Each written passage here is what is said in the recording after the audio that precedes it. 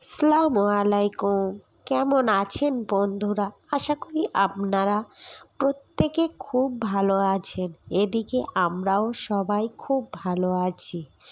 তো আমি আবার সকাল সকাল চলে আসলাম আপনাদের কাছে আবার একটি নূতন ভিডিও নিয়ে।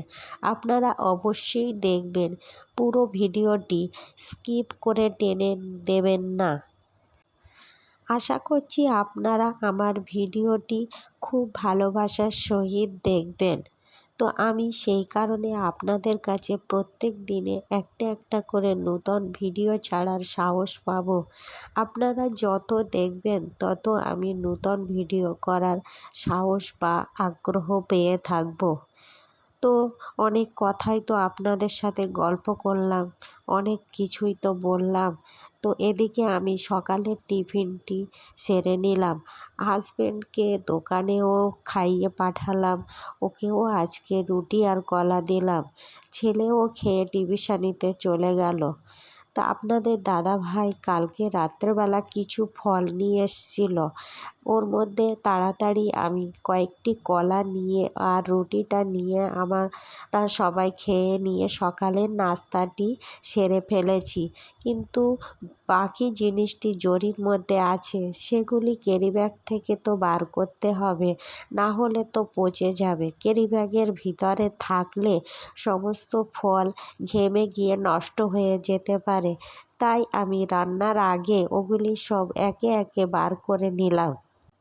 তারপরে চলে আসলাম রান্নাঘরে। ছোলার কৌটোয় ছোলাটি ঢেলে নিয়ে কিছু ছোলা ভিজিয়ে দিলাম। প্রত্যেক দিন রাত্রেবেলা আপনাদের দাদাভাই ছোলা খেতে প্রচণ্ড পছন্দ করে, সেই কারণে অল্প অল্প করে আমি প্রত্যেক দিন সকালে ভিজিয়ে রাখি, যে রাত্রেবেলায় এসে খাবে। রাত্রে ভাত খাওয়ার শেষে আপনাদের দাদাভাই প্রত্যেক দিন ছোলা খায়। ছোলা খাওয়াটি খুব ভিটামিন, আপনারা জানেন তো, সেই কারণে ও প্রত্যেক দিন খায়। তারপর চলে আসলাম আমার জামা কাপড়গুলি ওয়াশিং মেশিনে দিতে। ওয়াশিং মেশিনে কাচিয়ে দিলাম। কাচতে দেওয়ার পর 1 ঘন্টা পরে ওটি কাচা হয়ে গেলে আমি ওগুলো নিয়ে ছাদে শুকাতে দিয়েছি। মা ওদিকে রান্না বান্না করছে। তো আমি ভাবলাম দুপুরের পরে ভাত খেয়ে তো বসে বসে অনেক ধরনের ফল কাটতে হয়। তো আজকে মা রান্না করছে বলে আমি ফলগুলি নিয়ে বসে পড়লাম কাটতে। তো শ্বশুরবাড়ির থেকে কিছু ফলও নিয়ে আসলাম। আমার শাশুড়ি মা কিছু ফল আমাদের দিয়েছিল। জানেন তো, আমাদের দেশের বাড়িটা বারুইপুরে, সেই কারণে ওখানকার পেয়ারা খুব বিখ্যাত। অবশ্য মায়ের গাছেও পেঁপেও কিছু ছিল, আপনাদের হয়তো ভিডিওর মাধ্যমে একটু একটু দেখাতে পেরেছি। দেখবেন ছাদের থেকে আমাদের বাড়ির পেঁপে গাছটি ছিল। ওই পেঁপে গাছে কয়েকটি পেঁপেও পেকেছিল, তার মধ্যে দিয়ে মা কয়েকটি পেঁপে আমাদের দিয়েছিল। তা ভাবলাম আপনাদের দাদাভাই আনারস আনলো, তাও খুব রসালো, ওটি কেটে নিই, আর পেঁপে ফল মূলগুলো বসে বসে কেটে নিই। ভাত খাওয়ার পরে এতটা ফল বসে বসে কাটতে তো সময় লাগে, তো একটু বিশ্রামও নিতে ইচ্ছা হয়। শরীর বলে কথা আছে তো, তাই সেই কারণে আমি আগে বসে পড়লাম। মা রান্না বান্না করছে, এদিকে আমি বসে পড়লাম ফল কাটতে। ফলটা কেটে রেখে দুপুরের পরে ভাত খাওয়ার শেষে আমরা প্রত্যেকেই খেয়ে নেব সবাই মিলে একসঙ্গে। ভাত খাওয়ার পরে ফল খেতে তো ভালোই লাগে।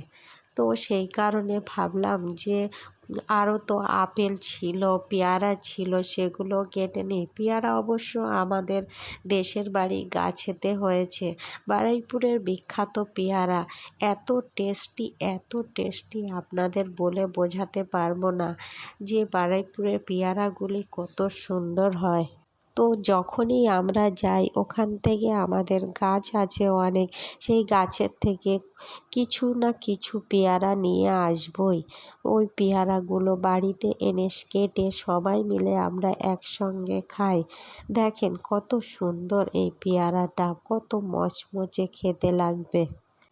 আরও তো বিনা সারের জিনিসগুলি দেখবেন খুব সুন্দর খেতে হয়, কিন্তু এখনকার দিনে প্রত্যেকটা গাছের গোড়ায় সবজিতে দেখবেন সার দিয়ে তাড়াতাড়ি বড় করে ফেলেন, কিন্তু নিজস্ব গাছের হলে সেই ফলগুলি সলিড হয়, সেগুলির মধ্যে কোনো সার থাকে না, খেতেও ওই জন্যে বেশ ভালো লাগে। একে একে আমি সমস্ত ফলগুলি সুন্দরভাবে কেটে নিচ্ছি। কেটে নিয়ে আমি ভাবলাম যে আনারসটি আমি স্টোর করে রেখে দিই, ওটা বিকালের দিকে ঘুম থেকে উঠে খাবো। আনারস অবশ্য ঠান্ডা হলে বেশি খেতে ভালো লাগে। আর বাকি ফলগুলি তো ভাত খাওয়ার পরেই আমরা খেয়ে নেব, প্রত্যেককে দেব।